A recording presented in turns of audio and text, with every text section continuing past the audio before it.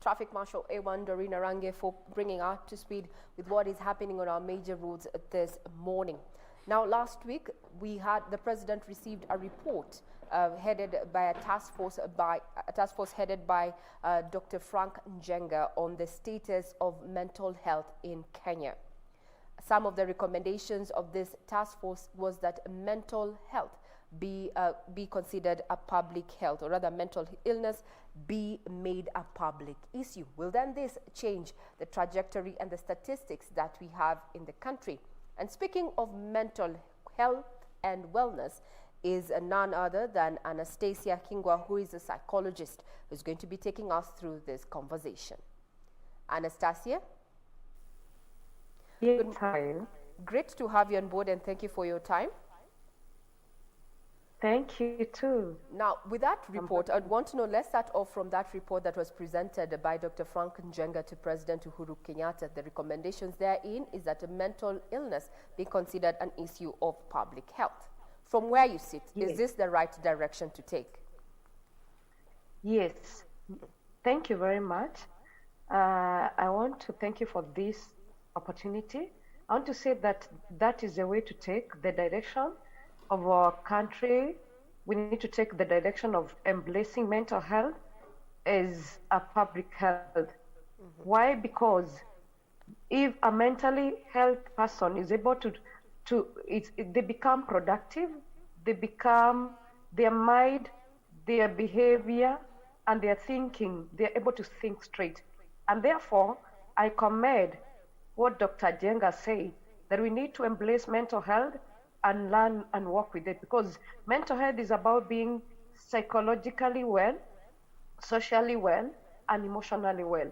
And those are things that we need to be able to relate with self, to relate with others, and even to be able to be healthy people in the community. Mm-hmm. So I commend we embrace mental health, mm-hmm. and I commend that is discussion. Mm-hmm. And I will also like to talk to our president to embrace this and bring it on board, because mm-hmm. we need men to be mentally healthy. Okay. Now, Anastasia, from where you sit as a psychologist, we have a misconception. Whenever someone talks about mental health, they think about a mental institution like Mathare, for example, an asylum of sorts. People have this more misconstrued perspective as to what contains, or rather what mental health exactly means. From where you sit, kindly help us understand the issues or the difference between mental wellness, yes, mm-hmm. and mental health. Maybe we can be able to understand what means what and what to look out for. Mental health, it's a state of well-being whereby it's about the mind. Mental health is about the mind, and mind, it's the window towards our body and our soul. And when we are mentally healthy, we are able to think straight, to focus, and maintain purpose. And also, we have a sense of direction, as opposed to being, the people who go to Madale, because mostly the mental health and wellness has been associated to being mad, the psychotic, the schizophrenic. That is a condition, and it's part of mental health. But that does not mean that when somebody is mentally unwell, that they are mad. No. When somebody is mentally unwell, it means that they are not able to talk straight. They are not able, their mind, the sense of thinking, the sense of talking, and the sense of behavior has been compromised, especially when you find yourself that you are not consistent in what you're doing and what you're saying. The sense whereby you are productive at your place of work, you're no longer productive, you're not drinking excessively, you are not getting angry too quickly, and today you're getting so worked out, and anger has taken a toll on you. You need to check on that. That mm-hmm. one is a red flag that you are about to get mentally unwell. And therefore, I commend that the mental illness, we should know there is a lot of stigma in our society, a lot of social stigma, that whenever somebody is told to go and see a counselor, or he's told to go and do a mental checkup, they think that person is mad. And that is a social stigma that is associated to mental health and health. And that has really not made people not to seek for mental wellness. And therefore, I want to I want to differentiate the two. Mental health and mental health care, it is about your mind, it is about your behavior, and it's about your emotional wellness. But it can sometimes, when it's not treated early, you may get that it explodes, and you may become also psychotic, and that is the time you go to Madare. And therefore, we commend that whenever you see something is not right with you at an early stage, please seek help, seek support, and also embrace being mentally well. So when you're mentally ill, it doesn't mean that you're mad. And I want to say this, and I said yesterday, that being mentally well, it is like you're sick. And when you're sick, the mental wellness, it's not about the body, it is about the mind. And the mind is injured at some point. Either it's injured at some point and you're paining at the mind. Unfortunately, our community has not embraced that the way somebody can be sick in the body, the other parts of the body, you can also be sick in the mind. And therefore, we need to understand that the pain of having a wound that is paining, the pain of having an eye that is paining, the physical fitness, what you can see with your eyes, the mind can also be affected by what we are going through, by the environment that we are in, the stress, the anger, and many other things contribute to the same. Now, Anastasia, let me interject there. You've said it is a state of being, that we need to be a bit careful and be in touch with how our mind, our state of mind is. But a majority of us do not know when our minds are not in the right place. So from where you sit, how then do we help each other, or rather help the general public, identify these triggers that could end up, blowing up and escalating, as what you've said, and may lead a person to actually even get psychotic? What are the triggers? What should I look out for? One of the things that you should look at, you should ask yourself, are you stressed? Is there something that is disturbing you? And this something that is disturbing you, it is something that is disturbing you for quite some time. If you are angry and that anger is escalated, if you have the emotional turbulences whereby you're not able to solve problem, you can be, it's okay to be emotionally unwell, it's okay to be angry, it's okay to be stressed, but if you're not able to come back to normal as usual, a normal person is getting angry and venting out, but then you're able to resolve to the normal state immediately after all that has happened. But if you find that you're not able to come to the normalcy, there are those moments that you feel that it has taken overboard. It's not about you now. You need somebody else to support you. And therefore you find that a behavior that you're doing, like if you're not doing something, like if you're not drinking, and then you find yourself that because of the stress, you want to get comfort out of the drinking, and the drinking continues, it then becomes a habit. That habit, you're not able to come back to normalcy. Remember that one. Now you need help because you're mentally unwell. Because whenever your functionality of the brain is not working well, whenever you're no longer functioning well as usual, that is a point whereby you need to seek help.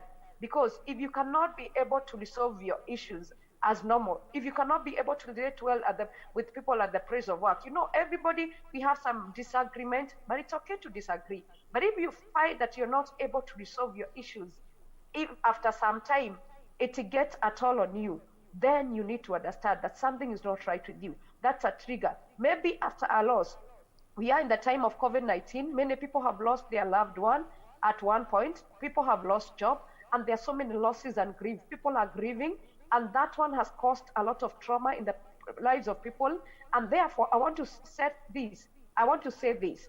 We need to understand that when you are grieving and the grieving process has prolonged, you need now to seek help, because it can again cause something we call post-traumatic stress, or something we call complicated grief.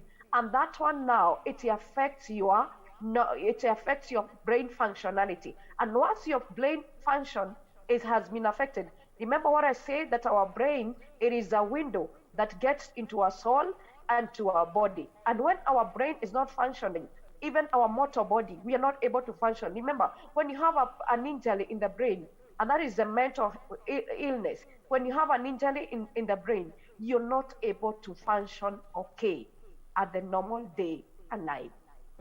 And therefore, those are the things you need to check on. Those are Maybe the triggers. somebody sorry? No, those are the triggers. Now, from where we sit, according to the reports that you're getting, or rather the recent reports that you've received, is that 1 out of every 4 Kenyans is suffering from one form of mental illness or another. Why do you think we have such high numbers currently? We have one of the things that has caused those high numbers. Number one, there is a lot of stress in the community, like a loss of a job. People are not able to solve. There is economical stress. We are economically stressed. We are socially stressed. Remember, we are in the time of social distance. We no longer network. We are also the economical stress, the social stress. We also have the physical stress, whereby at this time, so many people are not able to get health diet because of the lack of food. The lack of we no longer have the good nutrition as we used to have.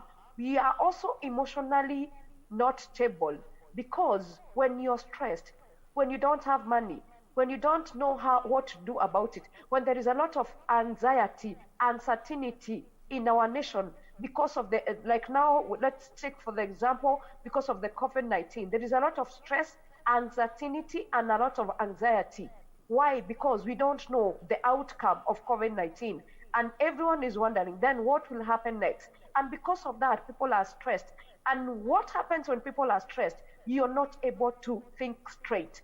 The functionality of your brain, whenever you're not able to think straight, then that way, when your mind is not working, corresponding with your body, you're equally stressed. And because of the stress, you almost you develop a sense of now depression after so prolonged stress. The stress today, stress tomorrow, a prolonged stress over a month or over years, it can now yield to depression. And when you become depressed, now you're mentally sick. Remember, even when you're stressed, you need to check on your mental wellness. And therefore, because of the stress in the community, especially the economic stress, remember, so many people have been laid off from the place of work. So many people have lost their loved one. So many people we have lost so many. Even the sense of dignity, the sense of status. When you lose a job, you lose the sense of status. Remember, recently we had a problem whereby the people in Gikomba market, they got burned down. You can imagine what is happening. The stories, the media, what we are getting from the media, it's quite frightening, and people get worried. And whenever you get worried about something and you're not able to resolve, that one in itself, it is a stress. It is a stressor. And because of the many stressors in our environment, those so many stressors, they are now causing people to either become suicidal or homicidal. Why do you become suicidal? It is because you are overwhelmed. So many things are happening to you. So many things are happening around you. And the only thing that you need to, you look at, you say, the only thing that I can do, I want to escape from whatever is happening in my environment. And the escape route for so many people, when they don't seek psychological support, well, the escape route becomes now a way of escape, and that is why people commit suicide. Because they are running away. It's like somebody is running away from a problem. Some people, they may not commit suicide, but whenever they want to run away from the family problem, they may go to alcohol, and that one, they think it's a place of comfort. Many people you'll hear people saying that I want to forget my problem, but that one, you don't forget the problem, you escalate the problem. Others will go to sexual addiction. Others will go to pornography. The young people, they're going to pornography. It is a sense of comfort. I want to excite myself. I want to seek pleasure. Unfortunately, people are seeking pleasure in the uncomfortable way, and those are destructive way. The comfort that many people are seeking from today, they are escalating a lot of problem because, again, they are causing damage to our society. Now, from where you sit, Anastasia, is there then a correlation with the current, rise in gender-based violence that can be linked to the, current state of mental health within the country? Is there a correlation? Yes, I support that. There is that relationship between the gender-based violence that is happening today. Why? Because at the times of crisis, there is a lot of conflict. The conflicts within and the conflicts without. When you're not able to resolve issues within yourself, remember what I said, mental health is that mental, it's that state of well-being, the state of being focused and the state of being functional as an individual. If you cannot be able to be held, and if you're not functional, you yourself, from yourself, if you have conflict, and if you already have conflict within yourself, you cannot be able to solve conflict. And therefore, anything that comes your way, it becomes a trigger to what is happening within you. So when you see somebody become a fighter, okay, there are those people who are used to fighting because of their nature, maybe because of their personality, or maybe because of the past experiences or childhood issues that have not been resolved. But at the current, there is a lot of crisis and a lot of conflicts. As I have said, there is a lot of economical crisis. And the economical crisis whereby you're not financially stable. And therefore, any small trigger, so a wife will ask you for milk and bread, also a daily meal for the children. And because you're stressed, you start fighting back. A small thing escalates a conflict, and that one brings along fighting. And that is why we are getting a lot of gender-based violence. Why? Because people are not able to resolve issues at the common level. Because as we have been hearing, the COVID-19 has indeed treated us abnormally. And that one has contribution. It's a contributor to a mental illness. It is a contributor to the mental status of our nation. And therefore, we are getting, when somebody is not able to solve a small thing, some will fight, some other people will just get withdrawn and they get isolated. And therefore, because of that, we need to encourage people. Let's speak out. We need to have support system. We need to have structures that can support our society. At the Common Nyumbakumi initiative, we need to have somebody, a mental health worker, a counselor, who is going to bring people together and to create awareness. One of the things I can say, it is that there is no awareness that mental health is a status. It's an illness like any other. We tend to ignore. There is that ignorance, and the ignorance, it's because people are not aware of what is happening. Now, Anastasia, talking about violence, there's some, especially within the family setup, the issue of emotional violence, the psychological violence. Yes. That is one that has gotten very many people separated within their homes, and divorce cases here and there, because people cannot quite quantify. Let's talk about emotional violence in relation to mental well-being. How does one overcome, basically? How does one get back on track where there are no outward signs that you are undergoing such a process? Very good. Thank you very much. About the mental, the emotional wellness, I want to say that a human being is an emotional being. Why? Because we have feeling. That is why we get angry, we get anxious, we also cry at some point, and we feel the pain, and that pain is the response to the pain. It is seen through our feeling. The way we feel, we have a feeling of sadness, and therefore most of the time we ignore those feelings, and we tend to put them at the back of our mind. And emotional violence, the emotional abuse, it is quite much in our society.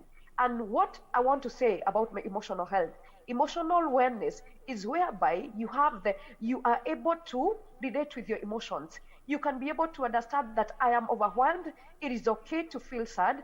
But when you're not able to understand that, you can be emotionally abused. And most of the families, they are emotionally abused. One, you'll find that somebody, they may not beat you, but they will give you a cold war. When somebody, like now in a family, when a man comes, or a husband or a wife, they're not talking. And for sometimes they cannot be able to communicate. And the other one is being hurt. You hurt somebody, you cannot even be able to bow and say sorry. You hurt someone, you say you cannot have a dialogue to solve issues. That, in a way, it is an emotional abuse, because it escalates emotional pain. And once the emotional abuse, it's not physically seen. Like somebody can insult you. You can imagine the painful words. Somebody insults you. That one interferes with your self-esteem and your dignity and your self-worth. When you insult somebody, when you talk, when you mention to somebody about their point of weakness, and that one is happening very much in our marriages, whereby you always progress, or you always touch on the weakness of your partner, the weakness of their children, and that one has really hurt many people. Remember, the words that we speak, they are very powerful. They are pointed to our emotional stress, because the words travel far than even the scolding. It's better to even beat somebody because they can see a scar, but a scar that is an emotional scar, it is not visible. Unfortunately, it is more than even a physical scar. Therefore, we need to take care of one another. Okay. Now, Because Anastasia, we need to other take care than of just one another, because when somebody is emotionally hurt. Okay, now Hello? Anastasia, other than just within the home setup, there's a question that rather experts have said that immediately you accept that you're not okay is a step in the right direction to getting, or rather achieving, mental wellness. As we almost come to a close, we'd want to know then, what are the steps? How can I better take care of myself as an individual to achieve mental wellness? Whenever you're emotionally hurt, these are the steps towards your healing process. Number one, accept that you're not okay. And that is the point. Many people will never accept that we are not okay. Number one, you have to accept. Number two, you must admit that you need help. When you cannot be able to support yourself, when you have your conflict within or conflict with others, you need to understand that you can't help yourself. So seek for a support. Of course, in this age and time, people are feeling, who should I reach out to? Because of the betrayals and the pain, people cannot trust people. Therefore, you need to seek a safe space to be able to talk about your issues. Number three, you also need to understand that exercise, they are also good. Exercises, they are very good. You need to exercise. And also, sometimes when you get angry, also take a walk, and also seek, when you see the emotional hurting and the emotional pain has escalated, seek professional help. We are here as counselors, and we have so many counselors in our nation, and please seek help. When you seek help from a counseling point of view, it does not mean that you are not okay. It means that you need to restructure yourself. You need to reprogram yourself. You need to get more back to your focus, because when you are emotionally hurt, when you are mentally unwell, you lost your focus. Therefore, you need to restructure back and bring back your normal, that you lost it, by seeking help. Also, you need to eat right. Diet, we need to eat balanced diet. Seek for the food that can be able to bring you back to normalcy. Also, seek for connect with people, the people who care. Most of the time, people are stressed and people are in pain because they don't have connectivity. They don't have social structures. You don't have people to talk to. You don't have a support system. Seek for people who can support you. Don't die alone. And it's okay to share. I've always said that being mentally health and mental health care, number one, you need to understand that when you share, that is a point of your processing, your healing. Therefore, don't die in your pain, because when you keep quiet, it doesn't work. And I'm speaking this to all of us, especially the men. Sometimes they inhibit the pain, and sooner or later it becomes a time bomb and it explodes. Please speak out. Speak out. Speaking out, it is not a weakness. It is a strength. It is to understand that you really understand that you are not okay at now. It is not always, you're not okay as at now. And at that point, seek help, talk to someone, encourage, get someone to talk to, open up to someone. Of course, you need to get a safe space whereby you can empty yourself, you can vent out and seek, and you'll get support. And you get supported by having a walk with somebody, a therapeutic walk with somebody. I said even having a walk, it's also therapeutic, a nature walk. You'd also, one of the ways that we have devised is depression can be healed through exercising. You can also exercise and also seek behavior change.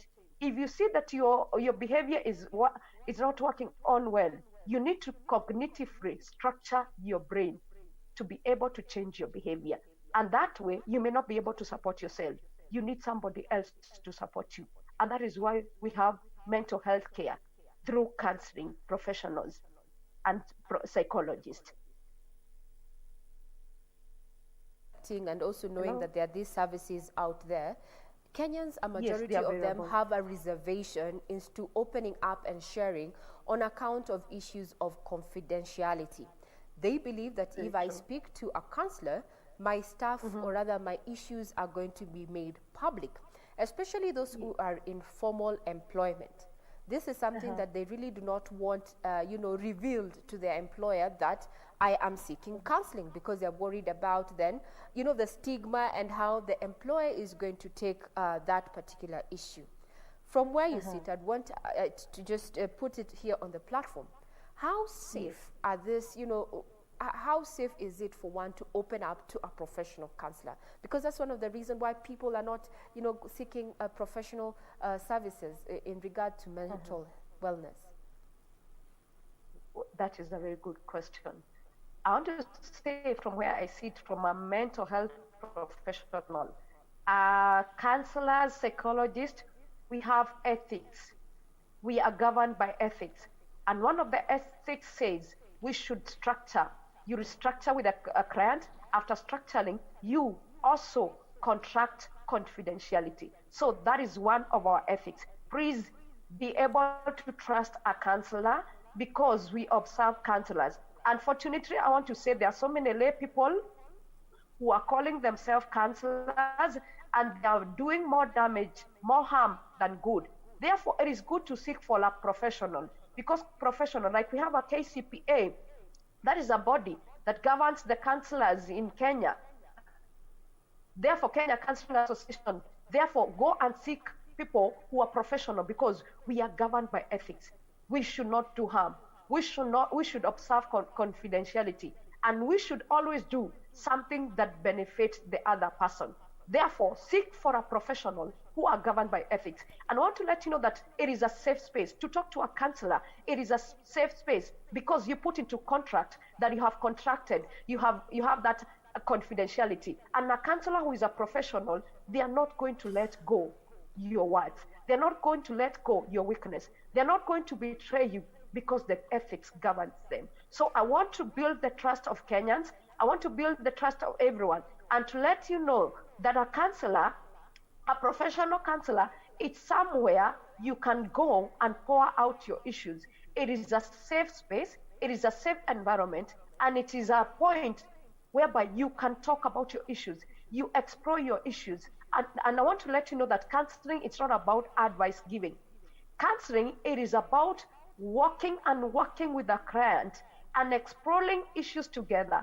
After exploring issues, you also work together. It is a walk and work together progressively. You work together towards a solution that is workable, not for the psychologist, not for the counselor, but that is which is workable for the client, for the benefit of the client. Because we need to put into play, people are different, the personalities are different. We cannot generalize. We take each case as an individual. So we don't take cases as general. We take each case as an individual, and we treat each person with a lot of dignity, bearing in mind counseling is a humanity resource. It's about the human being. It's about taking care of the human being. It is about taking care of the well-being, the mental well-being of the other person, and now, not Anastasia, you. Therefore, who comes first in as far as counseling and psychology is concerned? If I've been directed by my employer to come to seek counseling, are you then going to submit the outcome of that particular session to my employer, and yet I am your first client, I'm your client? The issue of confidentiality is my information and the findings of a sanctioned counseling session by someone's employer. do you reveal this information to them, or then what happens in such kind of a situation? Because we have people who are texting in and saying that when the company required them to take up counseling, then the company also required to see or rather hear the findings of that particular counseling session, and they ended up losing their jobs. From where you sit then, how does ethics come into play? Who is your priority in such a case? That's a very good question, and that is a very good concern. You need to understand from where I sit, ethics governs us, and ethics, we are not supposed to reveal people's secrets. We are only supposed to, like a client has been sent to me by a certain company. When they said that client to me, maybe because of an alcoholism or something, an issue, I should not report to them about what we share with the client. My only report that I'm going to give, it is I've worked with the client, and the client is now at that stable state of mind to be able to go back to work. I'm not supposed to give details. Why? Because if I want to give details of a client, I need to seek consent from the client. Even when I want to give somebody's story, even talking about somebody's story, maybe a successful story from a client, I should not talk about it in the public unless the clients give me a consent.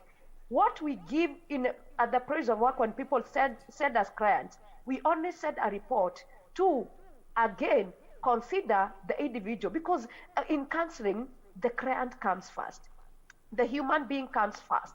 And we don't rebel, number one. We should not rebel. Number two, we don't start at a point whereby we should judge. We don't judge. The ethics don't allow us to judge. Number three, we should treat people with a lot of the benefit should be for the client. Therefore, the report that you can only give, this is where I start. The report that you can only give to the client or to the family members, just in case somebody wants to commit suicide or they want to kill somebody else. In case somebody wants to harm, if there is any harm, self-harm or other people's harm, that way the ethics consider us to go and report the same, because if there is self or public harm, that one, there are people who will tell you, I have a gun in the house and I want to kill my wife, I want to kill my children. That time you need now to cause an alarm. And that is a point whereby we also seek psychiatrist help, whereby they can be taken to like a mental health hospital to go and be taken care of, because now that one is overboard. Therefore, I want to report to you, the professional counselor, a professional psychologist is not supposed to give the detailed report of a client if there is no consent, unless the client wants to harm themselves or to harm somebody else. Mm-hmm. Now, thank you for that clarification, because the issue of lack of trust in regard to how much is going to be shared and who is going to get this information has been one of the reasons why Kenyans have been shying away from seeking professional help in as far as counseling is concerned. Now, do we have psychologists who cater to different demographic, like children, for instance? Because we're seeing, especially right now, that they're home, they're also undergoing a lot of stress, as well as their parents, and their parents may not be just, the right people to have this conversation. You can imagine someone who is waiting to sit for their, KCP examinations. They have to repeat another class, another year. Yeah. The same with the KCSE. Do we have professionals who cater to children and their needs in as far as mental wellness is concerned? Very true. I want to say that we have specialists in different fields. We have, like, personally, I've really worked with adolescents. I've worked in school, and therefore I can say that I'm a specialist in adolescent and teens counseling and youth, because I've worked with them quite much. And that way, I'm also able to support the parents, because the parents, when you get the issues from the children or from the teens, you're able now to now talk with the parents. I want to say there are people in various fields. We have marriage and family therapists. We have children and adolescent counseling, like I'm one of them. We also have the ones who deal with the people. We have people in different fields. We have specialists in different areas. So we also have people who are general, but we have people in those specialized areas. I also deal with corporates. We do corporate training and corporate counseling, whereby we have all those specialty. And I want to build again trust. Maybe you're there and you fell in the hands of somebody who treated you not well. I want to let you know that we have counselors who are professionals in Kenya, and we have to take care of us. I want to make sure that I build back trust, because we need to embrace counseling, not for the purpose of gossip, not for the purpose of betrayal. I want to build trust once again, to know that we have professional counselors who are ready to support you in the work of your psychological, emotional, and mental wellness. Therefore, we have those specialty. Please don't shy, seek out, and you'll get the specialist in every different field. Now, I would like to give you another opportunity, actually, though you've almost summarized what you wanted to say, but another opportunity to appeal to that someone who is feeling down. We've had, especially on social media, just people urging different people to just check on your friend, find out how they're doing. Those ones that seem that are always happy, ever smiling, are going through difficult times. As a psychologist, I'm giving you this opportunity to appeal to that person who is already feeling on edge, and just try and reassure them that it's not the end of the journey.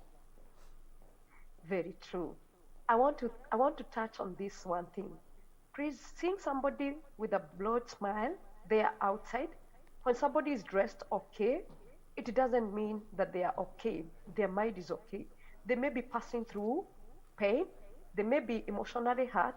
They may be having stressors. They may be having things that are disturbing them. And therefore, I want to encourage us, even with the social distances, please get to reach out to somebody. Give a call to a friend, even if she's not your friend, a work colleague. Maybe you're working with them and today they're not working. Please reach out to them. These are the moments whereby people are feeling lonely, people are feeling left out, and people are feeling withdrawn. And because of the many thoughts that are coming their way, people have given up. Please, I want to encourage us. Let's be a community, be a support system to somebody. Please encourage somebody. Let them know that you care. And I want to remind us that people will never know that you care until you will make them feel that you care. That is what Maya Angelou said. That people will forget what you said, they will forget what you did, but they will never forget what you made them feel. And that is about the emotional wellness. Therefore, reach out to somebody. And for the parents who are having children in the house, some of them, they are teenagers, they are wondering, how will I handle the turbulences, the emotional turbulences of my teen? I want to encourage you. We are here to support you. And you may not be knowing how, but please seek out for help. And we are here to talk to you. And also, I urge the government, now that the children are in the house, please let's come up with programs, that virtual program that can reach out to the children, that can reach out to the teenagers, that can reach out to the young people who have given up. Remember, this is a generation. We don't know what is the aftermath of COVID-19. We don't know what is going to come out. And that is why you're finding a lot of damaging things, because that is why they have resolved to sex, and sex has already come out very clearly that we have teens pregnancies. Others are on drugs and substance abuse, because that is the only way of comfort. Others are on pornographic sites. We are here as counselors, and we have many counselors in Kenya. We are ready to support you. We are ready to support our community with our skills. And therefore, I urge our president, please embrace mental health in our nation. Embrace mental health as a public health. Let it be considered as a public health, because mental health may not be seen, but it's very destructive.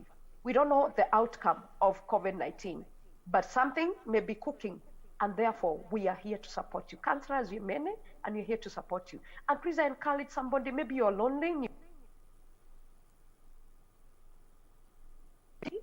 Please, I encourage you, don't give up. We are here for you. And I encourage you, don't give up. Again, don't give up. You may be asking, what am I going to do? What next? I want to talk to you. Don't give up. It's not gone until it's gone. Don't commit suicide. Don't commit suicide. I repeat to you, we are here to support you. Reach out to somebody. And if you have a neighbor, please check on them. If you have a friend, please check on them and encourage them. We are here to support you. Thank you. Very well said. That has been our guest this morning, a psychologist, that is Anastasia Kihwanga, saying that, you know, the end, it's not the end of the road. Check on your friend, find out the one who is actually happy on the outside might not necessarily be doing so well on the inside. And her appeal, especially to the male folk, is that men also just come out and embrace, you know, counseling, and also the issue of, you know, confidentiality, that is assured, that you do not need to shy away to get to seek counseling, so that, you know, you get help. A problem shared is half solved. Let's talk to each other, especially during this time. And you've been challenged, you and I as well, on an individual capacity, that to watch out for triggers, issues of stress, anything that gives you stress, anxiety, and you're completely overwhelmed and you cannot, you know, solve that particular issue. That is a trigger there that needs your immediate attention, and you need to seek help, professional help, because every market has a madman. And also within the counseling and psychology field, we have those people who are quacks. We have quacks, and so professionals are appealing for you. If you feel that you need this particular service, you seek these services from a professional counselor, so that you get help that you require. The message take home is that taking your life or someone else's life is not a solution to your current situation. And appeal also to the president there once again to have mental health and mental wellness issues made a public health issue. Doreen, I don't know what you have to say. What is your opinion in regard to, you know, the current status of our mental health? The current reports indicates that one out of four Kenyans is suffering from one form of mental mental health issue. What's your take? Wow. And I think, let me just, picking up from what Anastasia has said, and I think I like what she says when she mentioned that it is important to speak out, and speaking out is not a form of weakness.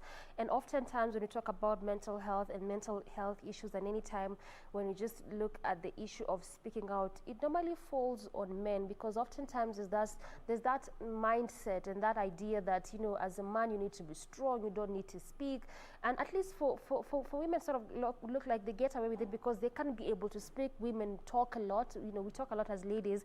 But I think I like what she said when she said that it is important for us to speak out, because then again, speaking out also just helps you realize as a person that sometimes when you thought that your issue was big or whatever you're going through was difficult, when you talk to someone, then you get to realize that they too have probably either a similar issue or even a much heavier and a much bigger problem. So anytime when you talk about matters to do with mental health, I think the first step and what is really important, especially for us individuals to understand, is that sometimes life just happens, and it is very necessary and very important for us to talk. And also the most important thing is that to find someone who you can probably rely on, someone you can deem and think of as a confidant, not someone that will go to tell you issues, then they are going out and about spreading that specific issue, making even you to be burdened and making your mental capacity to not even be good at all. So I think it's very important for us to learn to talk and speak out, and also for us to prioritize the issue and the matter of mental health, to actually look at it, not looking at it as something that we constantly like to say that this is an issue and a problem of people coming from the first world countries, or it's an issue of those coming from the rich families. Mental issue cuts across. It affects everyone, whether it's rich, you know, informal, rural, first world, third world countries, Africa. It doesn't really, it's not specific to any kind of caliber. It cuts across depending on country, on race. It cuts across on either gender, either male or female. So I think the moment we start looking at mental issues and start to prioritize such kind of issues, and moving away from the statement that it's only something that affects people of a certain stature or a certain caliber, then I think it's going to be a good avenue and a good way of us knowing how best and to start dealing with the mental issues. So I think, Ray, that was a very good conversation, and for me, really what I picked a lot from that conversation that you just had there with Anastasia is that it is important to speak out. We should not take speaking out or talking to someone as a form of weakness, or we are probably, weak in one area or one sector of our life or the other, that it's very necessary and very important for us to talk, have conversation, talk about your issues, seek solutions. And also just what she said is that psychologists are there for us. They are there for, to talk to us, at least to help us navigate this thing about life, because sometimes life can be very difficult. Sometimes things just happen and you don't really know whether you're gone or coming, whether things are neither here, neither there. So speaking out, I really picked that, and I think it is very, very important for us to just be able to talk, to be able to address, issues such as those of mental health or any issues you may be going through in life or even just as a person. Mm-hmm. Also, I would want just a quick one before I let you go, Doreen, there. Yeah. There's been what our guest has said there, Anastasia, the issue of confidence and trust, that if you share your particular issues with a professional, they're not going to then, be aired to the public or even shared by your employer. This has been cited as one of the reasons why people do not seek counseling, because they feel that I'm going to speak out, then this person is going to say, hey, Regina is XYZ. You may see her smiling there, but she's XYZ. Do you think this is one of the reasons why Kenyans do not, seek professional help from where you stand, especially young people? Yeah. You can imagine even we had counseling sessions in schools, but it was always thought it was a punishment, a sort of punishment, and the reason why you're being taken for counseling is so that the principal and the management and the administration alike can get to know exactly what is happening in your life. Absolutely, Ray, and you just put it rightfully that sometimes could that be an issue as to why people don't talk, as to why people don't speak out, the issue of confidence. And you see, if you just can remember what I was saying when I was picking up from your side, and that time just picking up again from what Anastasia was saying, is that in as much as yes, we want to speak out, the issue of confidence always becomes an issue. And I also just giving my own, perspective as a person, is that even for me as a person, I'm very secretive. So sometimes that idea of if I tell this person, whether they are a counselor or a psychologist, how sure am I as an individual they won't go to tell their friends or their colleague? And yes, that always comes out. But again, Ray, just speaking again for all that you've talked about is accepting. So I feel like the moment we start by first accepting that this is what I'm going through as a person, this happened to my life, or someone did this to me, and the way I'm feeling personally, the way it's affecting my mental capacity, the mental faculty, things are not going well. So if I accept it, then I will be willing and ready to speak to someone and be very confident, even in myself, that when I talk to them, at least they can be able to keep it. But then again, I also just want to say to the counselors and even the psychologists that it's very important that when someone comes to talk to you, just keep it.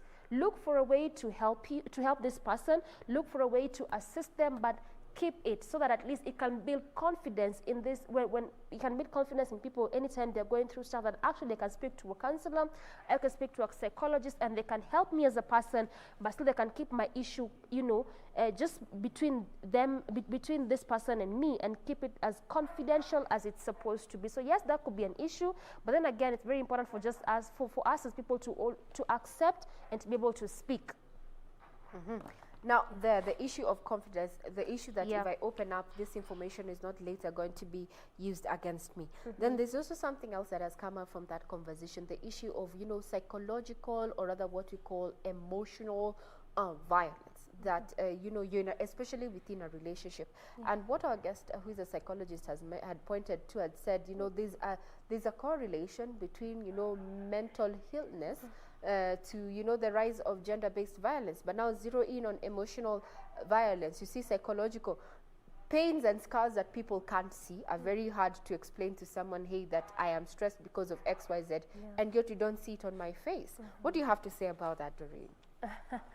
Wow, the issue of gender-based violence, which is again one of the things that you're really grappling with, especially in this time, domestic violence, and even for minors.